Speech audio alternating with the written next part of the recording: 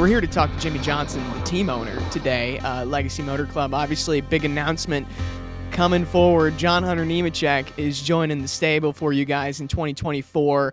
Why John Hunter? We found ourselves in a situation we didn't expect to be in this summer, and when we needed a driver, the opportunity with John Hunter really didn't seem within reach.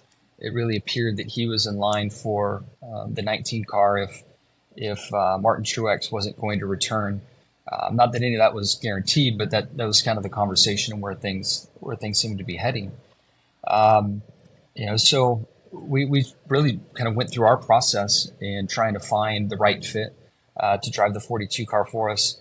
And then as the next few weeks went by, things transpired in a way, and some meetings took place, and there was interest on both sides. And I really think that John Hunter, I've known him forever for starters, and I've really respected his process and his pathway to grow and mature as a driver. Not only as a driver, but also what he does off the track and how he handles himself in the business side. And as I've been able to get to know him over the last few weeks, I'm thoroughly impressed with the stuff I have not been able to see through the television. But then obviously on that side, winning as many Xfinity races as he has and really controlling the points as he has, he's got both sides covered. And I think he's a great fit for us. And I feel that we have a lot of growing to do as a company and organization to provide the best opportunities for our drivers. And we're working really hard on that now. And next year with the switch to Toyota, I think we're going to be in a much stronger position. So we'll grow together. And I think it's really going to be a great fit and a lot of fun. You mentioned John Hunter. You didn't think he was necessarily within reach over the summer, and I know you've been a part of contract extensions, contract deals on the driver's side. How would you compare the speed of signing John Hunter to Legacy compared to a different contract or normal contract in NASCAR? Yeah, I would say the opportunity came together quickly, and it was one that we just didn't want to let pass. So as you kind of go back to the timeline of how that all unfolded, the first domino to really move was Martin's commitment to stay at Joe Gibbs Racing. And at that point, we still had plenty of hurdles to clear to get it done.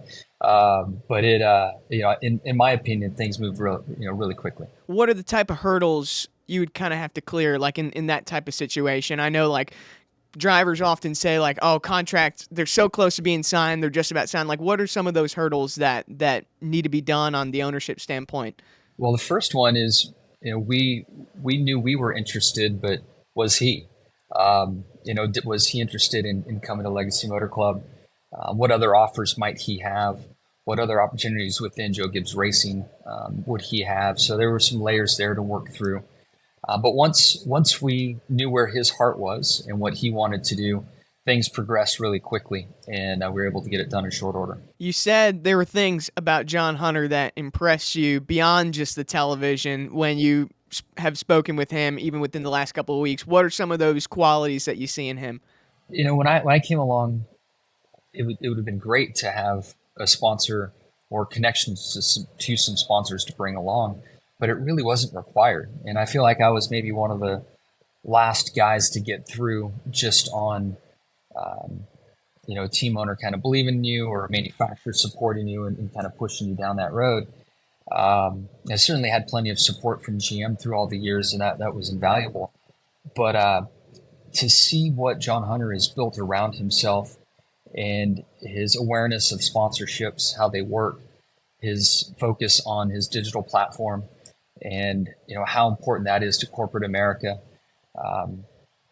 For a guy that's mid-20s, really getting his first start in the Cup Series, and I know he's at front row for a little bit, but to be so buttoned up at this stage, I think is pretty rare, and that's what I'm really impressed with. The people he's surrounded himself with, the business mindset that they all have, and you combine that with what he's doing behind the wheel. He's way ahead of where I was at 25. Well, John Hunter Nemechek, thanks for taking some time out of your busy day. It sounds like it's been a busy one so far. Yeah, it's definitely been good. a busy day for sure, but a very exciting day. And you've got some news to share, and I can see by the hat it might be foreshadowing it. Yeah, foreshadowing just a little bit.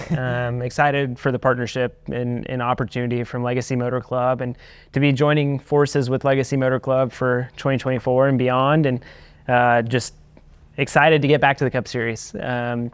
It's been a road, it's been a journey, a couple gambles on myself with Toyota TRD and some great partners, but excited for the opportunity here to work with Jimmie, one of the legends of this sport, and all the men and women here at Legacy Motor Club. You mentioned like a gamble on yourself.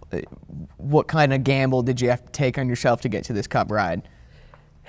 I was in Cup at one point. I ran in the Cup Series in 2020 and decided to leave the Cup Series, go back to the Truck Series with Toyota and Kyle Busch, KBM, and have an opportunity to go win races and try and win a couple championships. The goal was to go back and show that I can win, to become more of a force to reckon with, and to prove to myself and everyone else that I can still win races. For me, it was a couple years of not winning races that kind of takes you off the map a little bit, and now being able to win races, put myself in those positions, and prove to myself and everyone else that I can do this. We finally made it back to the Cup Series. With a great team, by the way, in Legacy. You kind of mentioned taking those steps back. It's like one step forward, two step back, 2 steps forward, 1 step back is kind of how your career has gone visually looking at it. I mean, is that hard to have to say to yourself, all right, I got to find the best ride, even if it means taking a step back in a series? I feel like early on in my days, it may have been that way. But for now, in the last 3 or 4 years, it's been full-fledged focus on winning races, being in good equipment, being aligned with a manufacturer who has been loyal to me and who has pushed me to be better. With the opportunities that they've presented to me, and now this opportunity of being able to join Legacy MC, with them swapping to Toyota next year or in 2024, and being a part of that whole transition is very exciting for me. I'm ready to take the building block on the shoulders and help build this program to where we all want it to get to. It seems like towards the back half of this season, your name was floating around as one of those Cup Series contenders in terms of moving back up to the Premier Series in NASCAR. Take me through the timeline of like, when did Legacy become on your radar? When did you actually sign with them? Yeah, it all happened really fast. To me, I was going back Xfinity racing. That's where my mindset was at. I thought I was going back Xfinity racing. Didn't know what Martin Truex was going to do at JGR, if he was going to retire, or if there could be a seat open there. And then with everything that happened at Legacy MC, the doors kind of opened. But for me, I was fully 100% set on going back Xfinity racing for another year or two or whatever it may have been. I hear the day that you actually ended up signing your contract was a pretty chaotic one. It was a good day. It was a good day. We actually had just come home from the hospital after having Penelope. It was a couple hours after we got home that everyone showed up to the house, and we were able to sign and get the deal done. Oh, so they came to the house for that? Yes. That's yes. convenient. Yeah. No, it was very nice of them. Very nice of Cal, Amy. Jimmie was in on Zoom from where he was, so it was a great deal. Isn't that's kind of crazy? Like the first moment, one of the first moments with your kids, and especially with your second one on the way, is sign your contract to go back to the Cup Series. Yes, it was awesome to be able to bring her home, only be home for a couple hours, and be able to sign something like that, and to have them there and a part of it was really amazing as well. For myself, I grew up at the racetrack with my family or with my dad as he was racing, and now to have the same type of ordeal and having them at the racetrack and growing up with me there, it definitely means a lot to me. You mentioned kind of sitting and waiting to see what Martin Truex Jr. would do in terms of, do I have a seat at Joe Gibbs Racing? Will another opportunity come back, or will I remain in the Xfinity Series? How hard is it to kind of just be in that holding cell of just you kind of have to wait and see where all the cards fly. I think it would have been harder if I wasn't content of what I was able to do and where I was at. If I wasn't winning races and struggling, then it probably would have been a little bit more difficult, just to sit there and not know what the future held. But I was content. I am content with winning races and being in good equipment and showing up every single week knowing that you have a chance to go win. So for me, it wasn't too difficult to kind of sit there and wait to see what played out. And like I said, there wasn't a full-fledged timeline set of, hey, I need to go Cup Series racing by this date. It was ride the wave and the opportunity that was presented and try and go win races. As a race car driver, all you want to do is win. That's a good approach. Just ride the wave. I feel like that's got to be hard at sometimes to be able to do.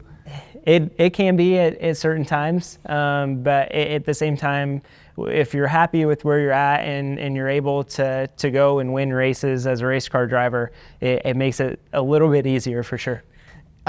It's kind of crazy. I'm 22 years old right now. I know you were 22 when you made your Cup Series debut. What do you remember about being that age and jumping into the Cup Series? Tough task, for sure. I can imagine. A lot to learn in a very short period of time. I learned a lot early on, and then as the pandemic hit, we went back to the racetrack that year with no practice, no qualifying, show up and race. You better figure it out pretty quick. We had some really good speed at times that year. We ran really well at times that year, and we also had some not so great runs that year. But all in all, it was one of the most valuable lessons that I feel like I've had the opportunity of being a part of. Just from a mindset standpoint, from doing things that may make you uncomfortable, of showing up and not having practice, not knowing what to expect, what a race car needs for the racetrack, how long the races are. There was a lot that I had to adjust to in a very short period of time.